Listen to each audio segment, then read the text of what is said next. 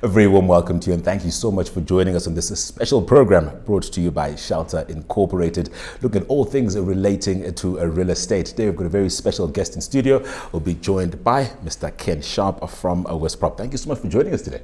Thank you for having me, Farai. Thoroughly looking forward to our discussion, and we may as well get straight to it. Maybe you can share with us your insights and your experience in real estate in Zimbabwe. Well, you know, real estate is a really interesting one, right? Because if we look at the history of Zimbabwe, let's go back to 2008. We had hyperinflation, complete wiping out of savings, erosion of the economy. You could say complete eradication of any values in the economy, financial values. And yet if we look at the government's decision in February 2019 to dollarize the economy, from that date to date, it's about 15 years that's passed.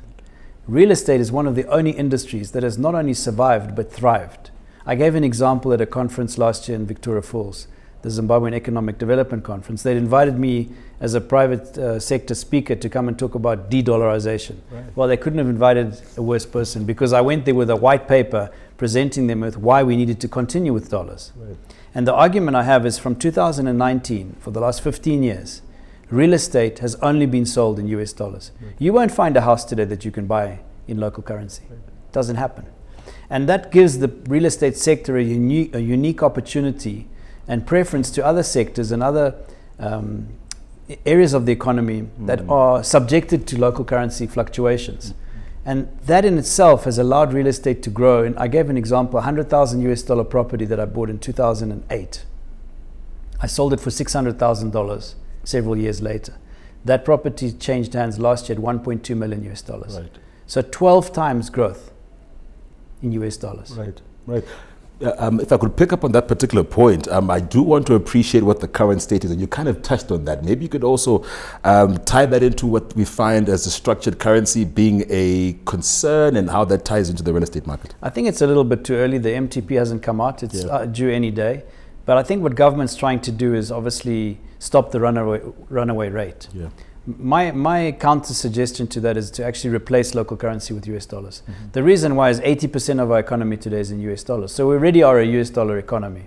Let's face the reality. The problem is government needs some kind of local instrument to pay civil servants and to pay their bills, and that's why they need a local currency.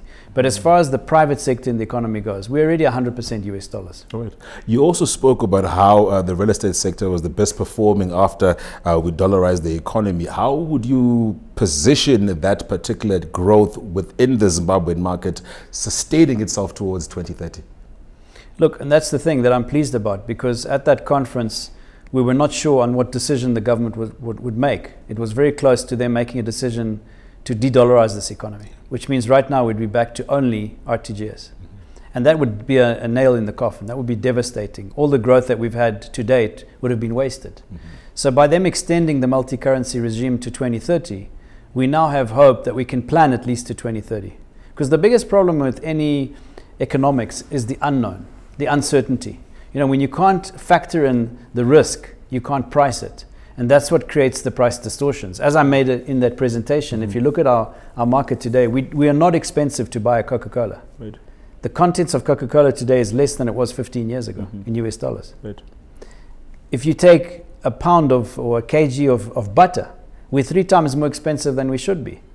But is that because the butter is expensive, or is that because people are having to cost it in Zimbabwean dollars and RTGS and increase the price to compensate for whatever risk is involved in that currency exchange? So the risk factor is what they're actually pricing, and that causes price distortion. Right. Whereas when you USD, prices can come down because everyone's competing at a level field. You also did make a comparison. Well, you also did highlight earlier on in terms of how the real estate industry rather has been best performing. What would you think separates it from other industries in terms of that kind of performance? Look, as I said, stability. Okay. You know, people want to be able to trust something that they put their money into, that they know they're going to get it out of at the end of the day. I always say any investment is easy to put the money in, but how do you get it out? Right. So with real estate being in US dollars, people know that if I put my dollars into this property, this piece of land or this house or this office, I know at the end of the day, I'm going to still get my US dollars back. And if I can't sell it, I'm going to rent it for US dollars. So I'll get a real return. Okay. And that's why I think property is still very buoyant. It's very positive. We're bullish. And the prices we're seeing are continuing to go up. You know, people say Zimbabwe is expensive with property. Yeah. I often say it's cheap, because if you look at regional comparisons in the top end where we are, we still have probably 300 to 500% growth potential in the short term. Right. And then now when we look at some of the challenges that do come up within the sector, maybe you could share a bit on those and your experiences. Look, I think we are facing challenges. I would say there are several. The first one that's been removed is the uncertainty of the currency. Okay. So that's off the table. The second one is the liquidity crisis that the country is currently going through. There is a liquidity problem. Government needs to stimulate this economy. Okay. I think we're overtaxed. We need to look at taxes, especially on the SMEs. I know that we have to try and formalize this sector of the economy, but at the same time, that is the people that are driving this economy. Okay. So you need to really promote them instead of penalize them. So my view is the government should relax, open up, and let this economy grow. Right. The president wants this country to be an upper middle income society by 2030. We've got 6 years to go. For that to happen, we really have to get some injection of capital. Most definitely. And then the third area I would say is skills. You know, we've had a brain drain over the last 2 decades. So we've got a lot of Zimbabweans living in the diaspora. Please come home. We need you. We need skilled builders. I don't have today a construction manager or project manager that can take my company forward in Zimbabwe today. There's not one available in the whole country. I have to import them.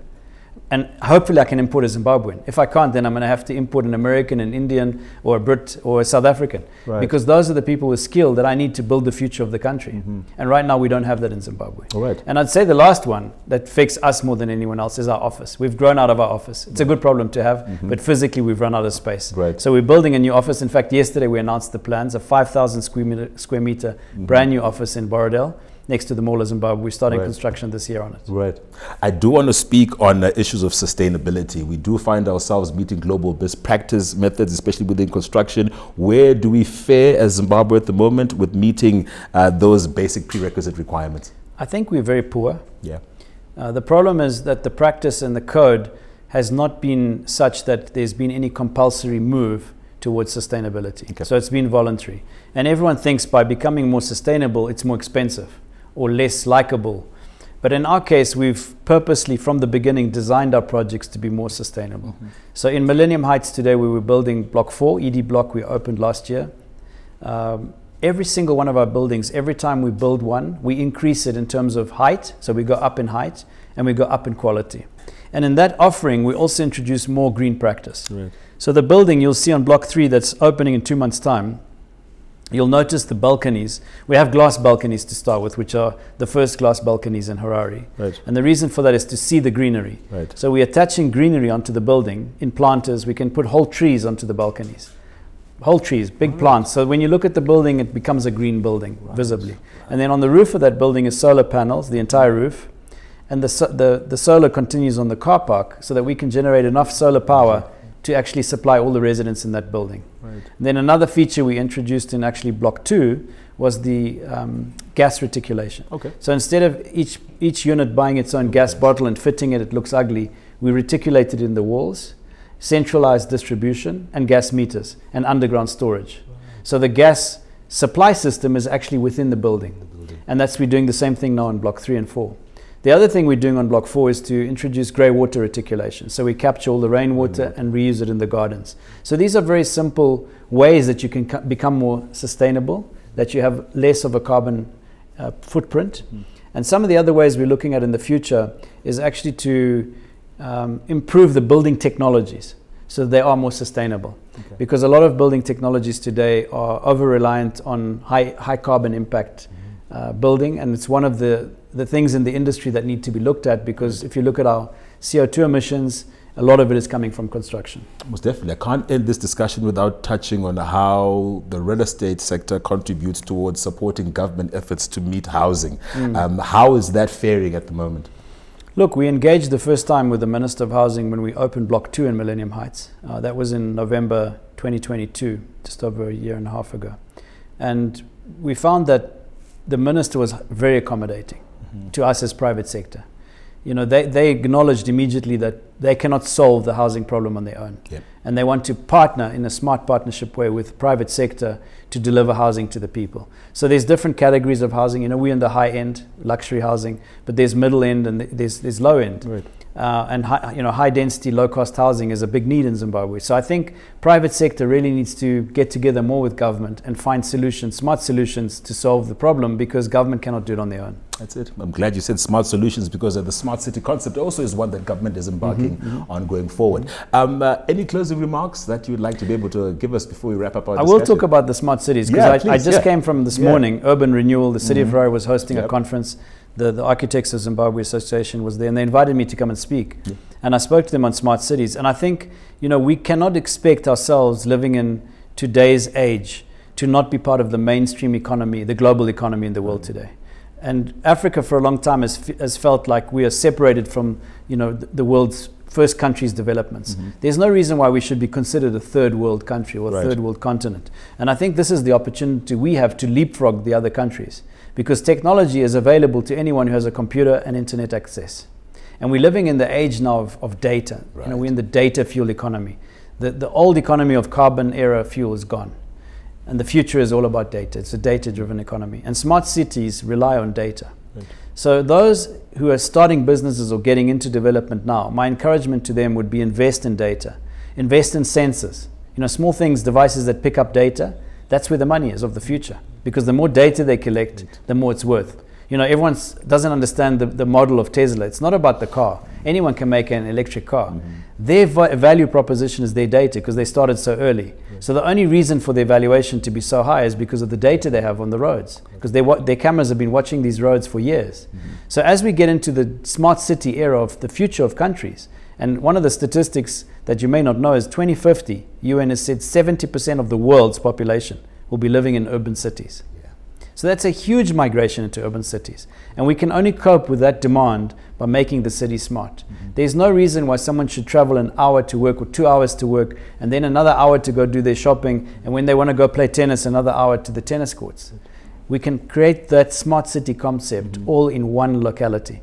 And we at West Prop are pioneering that way with our lifestyle communities. So we have one in Millennium City, where we're building the Mall of Zimbabwe, Pokogara residential homes, Millennium Heights that I mentioned, the office park that we're building, we're starting this year on. That's all within one locality.